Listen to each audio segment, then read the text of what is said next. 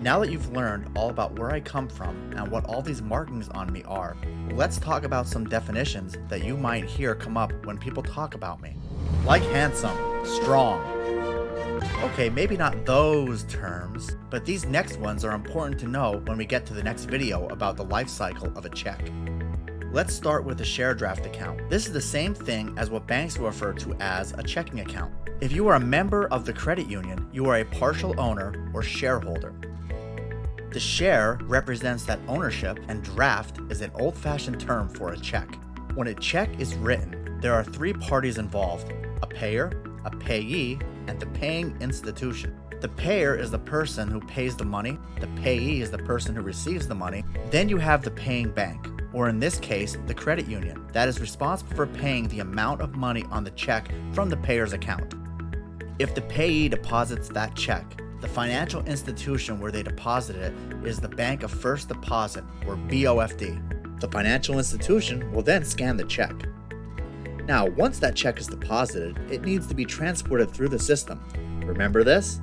Well, these days, digital copies of the fronts and backs of paper checks can be transmitted electronically. These images allow banks to process payments faster and more efficiently than before. If you recall from our previous video, this was all made possible by the Check 21 Act, which is a law that allows the recipient of the original paper check to create a digital version.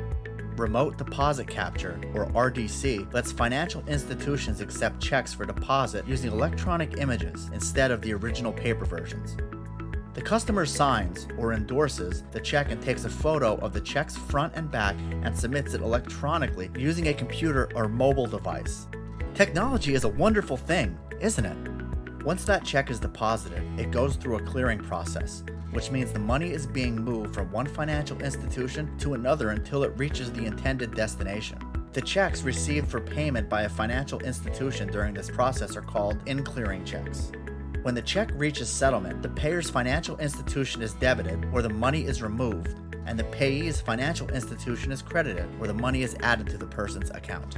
Sometimes, merchants convert paper checks to electronic payments, and the funds move through an automated clearinghouse, or ACH system.